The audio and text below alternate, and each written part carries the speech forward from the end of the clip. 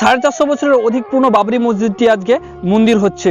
আজ 5ই আগস্ট ভারতের প্রধানমন্ত্রীর উপস্থিতিতে বাবরি মসজিদের জায়গায় ভূমি পুজো শুরু হচ্ছে, রাম মন্দিরের কাজ শুরু হচ্ছে আজকে। চলুন আজকে আপনাদেরকে বাবরি মসজিদ নিয়ে কিছু কথা, কিছু তথ্য না দিলেই নয়, অবশ্যই পুরো ভিডিওতে সঙ্গে থাকুন। শুরুতে আপনাদেরকে বাবরি মসজিদ নিয়ে সুপ্রিম কোর্টের যে রায়টি ছিল সেটি আরও একবার আপনাদেরকে স্মরণ করিয়ে দিই। বাবরি মসজিদ নিয়ে সুপ্রিম কোর্টের রায়টি এটি ছিল যে সেই জায়গায় রাম মন্দির নির্মাণ হবে এবং সুন্নি ওয়াকফ বোর্ডকে অন্যত্রে 5 একর জমি দেওয়া হবে। এটা কেন? সেখানে কি আসলে মন্দির ছিল নাকি অন্য কিছু ছিল? সুপ্রিম কোর্ট স্পষ্টভাবে বলেছে বাবরি মসজিদ যে জায়গাটা নির্মাণ হয়েছে সে জায়গায় যে কোনো খালি জায়গা ছিল না এবং ইসলামিক স্থাপত্য ছিল এমনও কোনো প্রমাণ নেই। এবং বাবরি মসজিদ যে জায়গাটি আছে সেই জায়গায় মন্দির ভেঙে মসজিদ হয়েছে এমন কোনো তথ্য নেই, এমন কোনো প্রমাণ নেই। তাহলে কিসের ভিত্তিতে এই রাম মন্দির নির্মাণ হচ্ছে?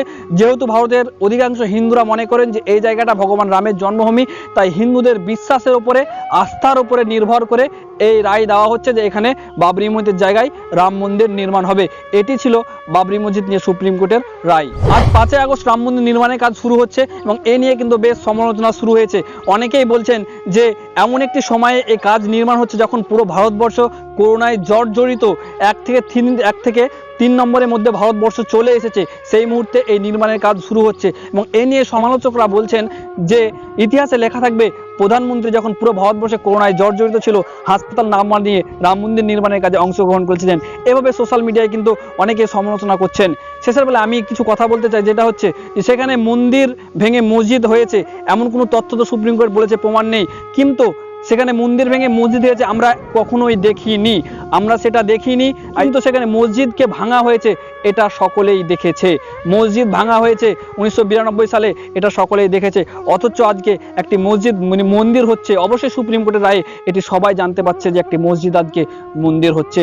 দুর্ভাগ্যজনক বিষয়, সে জায়গাটা মন্দির হবে নাকি মসজিদ হবে সেই রায়ের ফাইসালায় আজকে মন্দির হচ্ছে। কিন্তু বাবরি মসজিদকে যারা ভেঙেছিল, বাবরি মসজিদকে যারা গুড়িয়ে দিয়েছিল, সেই অপরাধীরা কেন বাবরি মসজিদ ভেঙেছিল, কার নির্দেশে বাবরি মসজিদ ভেঙেছিল, সেই বিচার এখনো কিন্তু ফাইসলা সম্পূর্ণ হয়নি। সেই অপরাধীরা কিন্তু এখনো শাস্তি পায়নি। বড়ই দুর্ভাগ্য আমাদের। শেষের বেলায় শুধুমাত্র একটি কথা বলতে চাই, যেহেতু এটা সুপ্রিম কোর্টের রায়, আমাদের উচিত সুপ্রিম কোর্টের রায়কে মেনে নেওয়া। এবং ভারতীয় মুসলিমরা ঠিক সে কাজটি করেছে।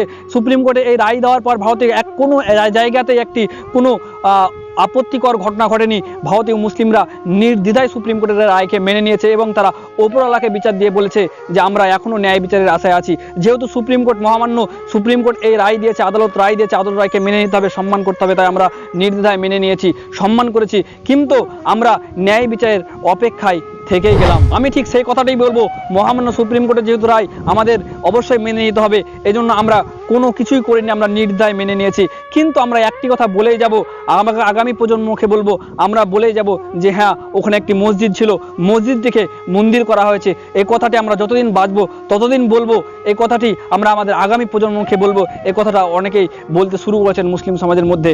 হ্যাঁ, আমরা আগামী প্রজন্মকে জানাবো ওখানে মসজিদ ছিল, ওখানে মন্দির করা হয়েছে এবং আমরা ন্যায় বিচারের জন্য আমরা ওপরওয়ালাকে বিচার দিলাম, আমরা ন্যায় বিচারের অপেক্ষায় থাকবো। শেষের বেলায় আমি বলতে চাই, হে পরওয়ারদিগার, হে কাবার মালিক, আমরা অসহায়, আমরা মাজলুম, তুমি আমাদের দোয়া কবুল করো, তুমি ভারতবর্ষকে সাহায্য করো, সাম্প্রদায়িক শক্তির হাত থেকে ভারতবর্ষকে বাঁচাও, নব্য ইংরেজদের হাত থেকে ভারতবর্ষকে বাঁচাও, মজলুম মানুষের দোয়া তুমি কবুল করো, মজলুম মানুষকে তুমি রক্ষা করো। শেষের বেলায় সকলকে এই বার্তা দিতে চাই যে সকলেই কোনো আপত্তিকর ঘটনায় পা দেবেন না, আর উস্কানিতে পা দেবেন না।